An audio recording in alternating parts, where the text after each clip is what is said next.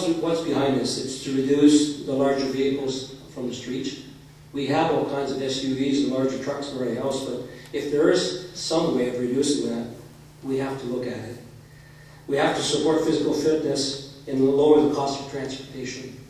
Whether you use public transit or whether you use your bike, if you can do it cheaper and better and at the same time stay healthy, then council have made a decision to go for it. So there'll be more development on this. Next thing is the flat area redevelopment plan.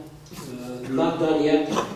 Quite a few reviews on this. One of the things that we definitely have to look at is the potential of upgrade for any possible floods on the road.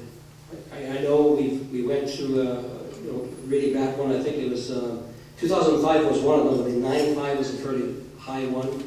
And I think it's one of those things that if we can prepare, we can maybe prevent some problems for the flats. Now you got to remember that Medalta, see Barry's here, Medalta is also part of that plan.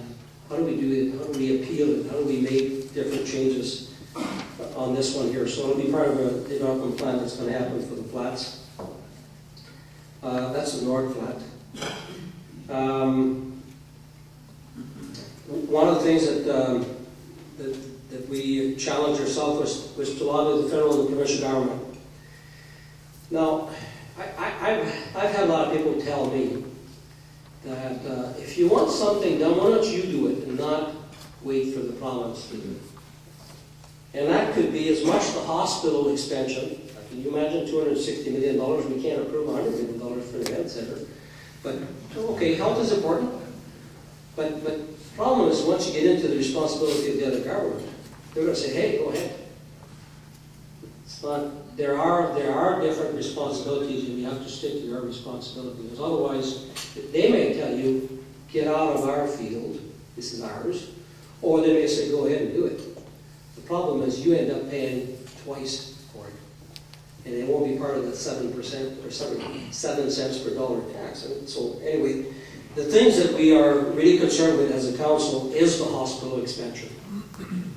And personally, and Alderman Cluxton also has met some of the doctors, potential doctors to come here.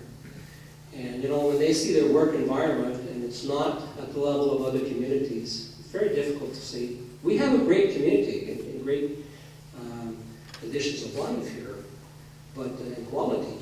But if your work environment is going to be limited, they may just choose to go somewhere else. But they don't have to come here. So that's one of those things, and I don't mind repeating it to the provincial authorities that they have to really focus on this one here.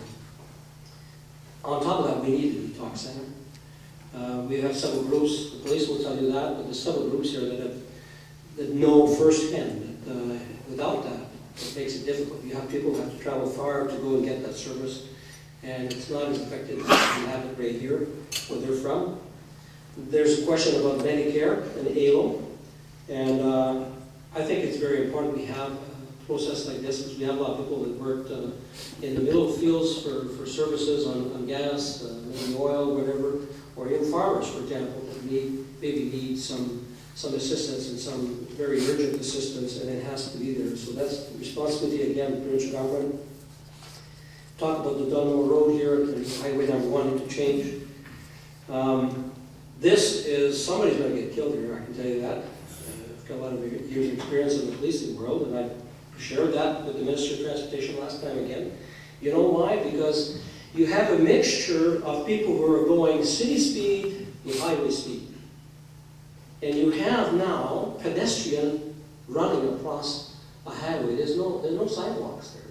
There's no lights for pedestrian. They're chancing it to go to the Walmarts, the Canadian Tires, and that level. So you're just waiting for somebody to get killed there. And again, this is one of the responsibilities. We repeated that again, and we're left on to see if we're going to make the priority of this, I guess, so we'll invest the money.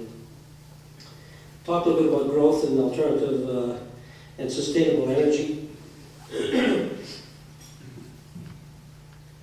Anytime we mention the word smart growth, some people say, what is that? They have a hard time understanding what smart growth is. Maybe it's to make things better, that is easier on the environment, maybe easier on you as citizens, and so on. And we do have a good quality of life, but there's things maybe we can do even better. Cimarron, you probably heard about Cimarron. This is a project that one of the local developers put on the table, and they want to work for it. Whereas actually would be a neighborhood where houses are much closer. Your yard would not be as big as what we have now. So it's better on the environment. You need less water, maybe less fertilizers, and so on. You're closer to your neighborhoods and whatever else. Maybe things, going back to some of the other years past where people were living closer to your neighborhood meant a lot more than maybe it does today. Good example. There might be others that would touch base and do the same thing. The council focus, a shift is to sustainable utilities. We have put some directions and a lot of advice about solar electricity, about wind power, geothermal heating, and solar, which is the most effective and efficient because Medicine Hat has anything to offer consistently, and that is the sunshine. We have it. It's costly, but it's also timely to do that. What we've done so far, and we've got some great programs here, by the way. We are seen as expert by a lot of other people. They're coming here to see what you're doing and why is this working. And to the point of trying to help you to buy, what kind of appliance will you buy to use less electricity? How will you heat your water, potentially? Solar, trying to get people on board, offering money to implement solar panels, for example, or different types of energy. And if you want to do it to sell the electricity back to us, we'll buy it. So, bottom line to this is, we as a council, we're under no obligation to do this. We can sell more gas and more electricity, but I think there's a moral and ethical approach to this that you have to reduce the pollution if you can, without hurting yourself. Might need a bigger investment, but I think it's going to pay off and take a lot of pressure on what we have on the different types of pollution that we produce. Like I said, we are a leader in sustainable resources and alternate energy. We've done quite a bit in water use to reduce water consumption and stuff like that. We haven't stopped anybody from watering their lawn yet, but zero-scaping is one of those things that we're looking at. So,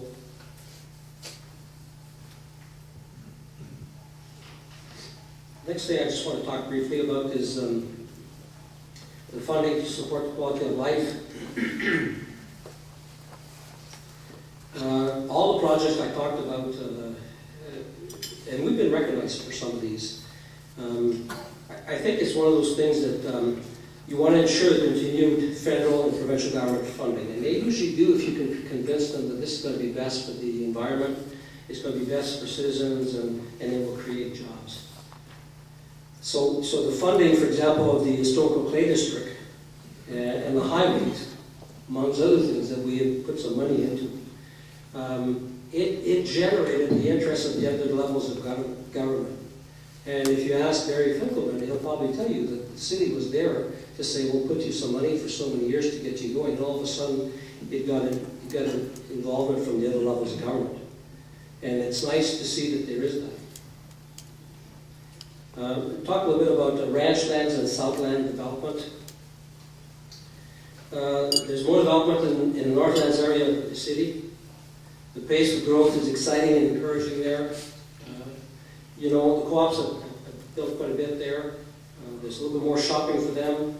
We see Costco, for example, which, by the way, that land was supplied by the Box Spring people because we didn't have any land that was already serviced, and we really didn't negotiate as much probably as we could. Maybe we could have developed land, but anyway, the Box Spring people offered the land there, and it's a good thing, and I hope it has a domino effect to other businesses in that area. The Southland Crossing, and that's where new Walmart and Cane Tire, there's all kinds of businesses there that are also developed there. There's a new restaurant that just opened again on Sunday. So a good example of this, the manager was saying that 48 jobs there. We need these things. I mean, they may not be paying $30 an hour, but we need the jobs. Ted Ronich, I see he's sitting at the back talking about the co-op. I know that they're also interested in expanding in the south for the co-op. Great business, by the way, the co-op. A lot of members. I'm one of them. So, but there is potential there for more expansion. The housing starts and permit, I think you have that on the table. It was given to you in some written format. One last thing I just want to cover about this, what we're looking at. We have a continued interest in expanding our airport. We have to keep our finger on that one there.